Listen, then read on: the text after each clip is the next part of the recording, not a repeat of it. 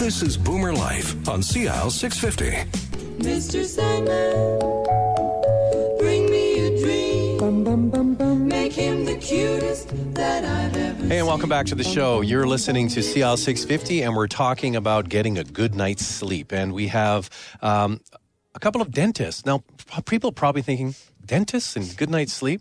Dr. Charnel Muir is the SnoreDentist, and also on the phone with us from Michigan is Dr. Mark Murphy, also a dentist, and you both are in the industry of getting people back to a normal night's sleep. If you sleep better, you live better. And I think that a lot of people might find it interesting that dentists are sort of the leading edge of this stuff. Dr. Muir, what do you have to say about that? You know what?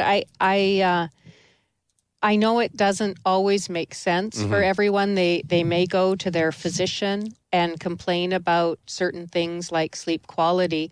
But as a society, we've also really gotten used to being tired. You know, being tired, unfortunately, is now our new normal. And it may be because we're burning the candle at both ends. It may be that we're working two jobs and we've got two kids and they're both in different sports. And you know, there's certain times in our life where we just try to fit too much into every day. What we're trying to focus on is that when you do sleep, it should be good quality of sleep.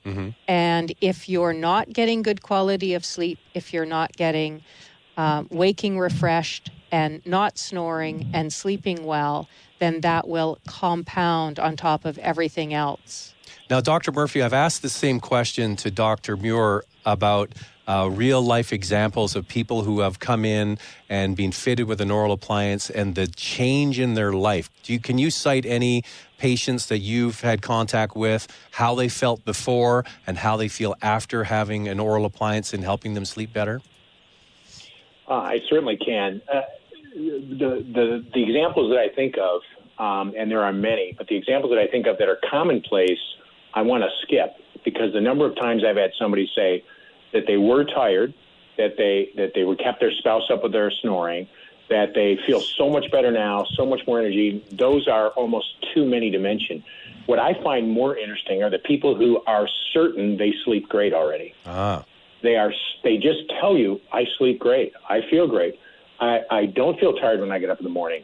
And then you find out, they do have a little bit of that drowsiness during the day, a little bit of that afternoon kind of, running out of gas thing. But they work through it at a couple cups of coffee and an energy drink or two, and they're fine.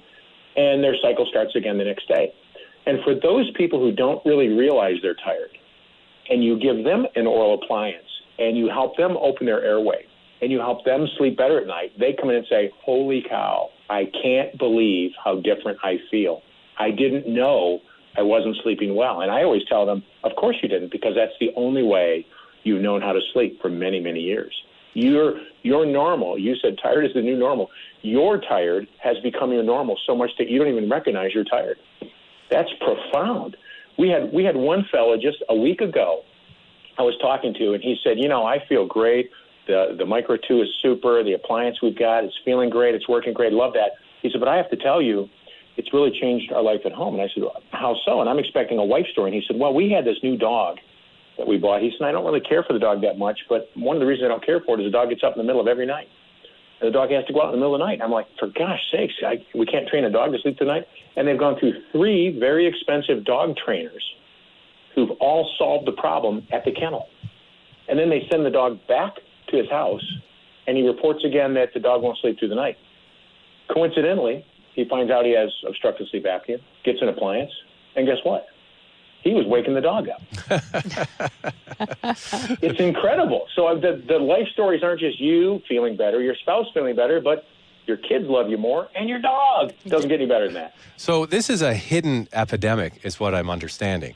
And so with that, there's all kinds of people walking around in this semi-zombie state because they're not getting a good night's sleep. So should there be testing, do you think, for people that operate a bus or an airline or a railway? Or, we've heard stories of some bad train accidents where somebody was operating a train and fell asleep. So what do you think about that?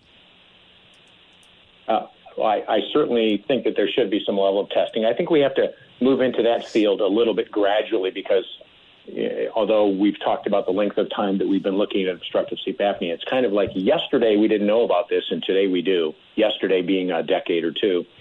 And so now that we're up to snuff on this, we can't really expect the world to change in the snap of a finger.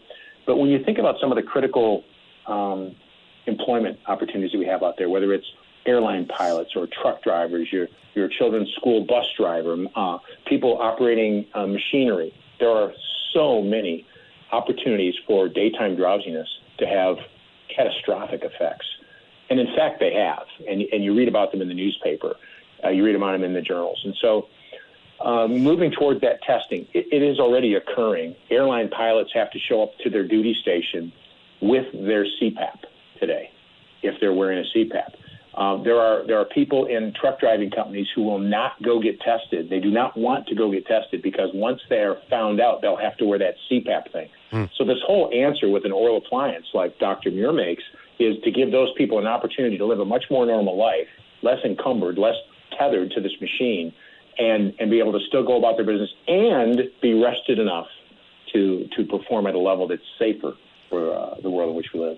Dr. Muir, I can see a major advantage to having an oral appliance because it's so transportable. Right. If you're a pilot and you're flying all the time, or you're a truck driver, it sits in a little package, right? And you put it in at night, kind of like a retainer. A retainer case. Yeah. No, it's got that huge advantage for people that want to travel or work in an industry where they are on the move all the time, or they're a businessman that's always on a plane flying somewhere. So they do offer that advantage for sure. But one of the things that I think Dr. Murphy has mentioned just in his last statement was the fact that some people won't even get the testing because they know they won't wear the therapy. And by giving them the opportunity of coming in for testing, knowing that there's an alternative therapy, gives them that want to at least start looking after their own health. Because really this is all about their own health as well. But we often get patients that come in because they were forced by the bed partner. And, Dr. Murphy, I had the same thing recently. I had a patient come in that say, I'm only here because she made me come in because of my snoring. And he said, I sleep fine. I'm not tired. And by the time it all rolls around, he's feeling better. He had no idea that waking up with a mild headache every morning wasn't normal. So the headache is gone. And suddenly he's not having 2 Red Bull every afternoon. But he just thought that was normal. Right? Well, Dr. Muir and I, we both share this affinity for coffee. But just because we like coffee doesn't mean that we can't get through the day. You can count me in on that. You can count me in on that. So when somebody's listening to this, what do you think the final message is here? That we're, what stage should you get tested? I think everyone should get tested that snores or has daytime fatigue they can't explain. That simple. It's that simple. Anybody that snores. If you have a symptom that is causing a disruption in your life, it should be looked at. If you're a chronic snorer and it's not situational, it's not that you only snore when you have a cold or you only snore when your allergies are bad. If you're a chronic snorer and it's disrupting stuff at home, or you're waking up tired or with a headache, or you're creeping up blood pressure, but nobody knows why, everything else is really healthy. If you have those suspicions, you should at least look at it. It can be treated simply with an oral appliance, and it can affect the rest of your life. If we treat you well now, you'll be healthier. I totally agree with that. I think that's, you're painting the perfect picture of the higher risk categories. And you know this, that one of the challenges that we have with obstructive sleep apnea is we can have some people who don't even snore and can still have obstructive sleep apnea. And even though when we look at males over 50 who are overweight, that group, and have a neck size of 17 inches or larger, that group has such a high propensity for having obstructive sleep apnea that it's almost a default group to take a look at and to test. But it doesn't mean that the others shouldn't also be concerned. You could have a very small petite female who just has a very small upper and lower jaw and not enough room for the tongue, and everything gets kind of cramped back there. You know, those funny little overbites and things like that, mouth breathers, those kind of things. So the idea of eventually testing everybody is it should just be a part of a screening process, so that in your dental practice, your dentist should be on top of this. They should be looking at this, and that's why you need to see somebody who's in tune with all this, because they need to be looking for it. It's just too serious of an issue. And Dr. Muir, the education spills over to family physicians too. That's right. Yeah. And I'm hoping, and, you know, like we were talking about that recent guidelines that came out with the American Heart Association. They really, really have stressed the fact that really assessing sleep should be as basic as taking blood pressure, height, and weight. It should be one of the basic questions that they ask their patients all the time. Yeah. That's very powerful.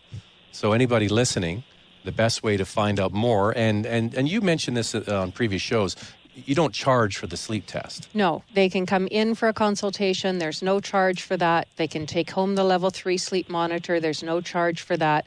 We need to find out what's happening when they sleep. They need a correct diagnosis, and then they need an appropriate therapy. And maybe their appropriate therapy is just simply an appliance for snoring. Maybe they do have sleep apnea, but they need the diagnosis first. Dr. Mark Murphy in Michigan, I guess you're a Red Wings fan. Of course. Are you kidding me? Actually, I've got to say I'm an original Six fan. I like all the original Six teams. And I got to be honest, I like the Canucks. And those throwback jerseys are awesome. I love them. I knew I was getting somebody from Michigan that'd be into hockey, because that's hockey town. All right. Well, thank you very much, Dr. Mark Murphy, for being on the show. It's been a great wealth of information. And Dr. Muir, thanks for having me. Of course, you're going to be back. Our SnoreDentist is available at snoredentist.ca. Absolutely. That's all the time we have. Thanks to everybody. We'll speak to you next time on CL 650.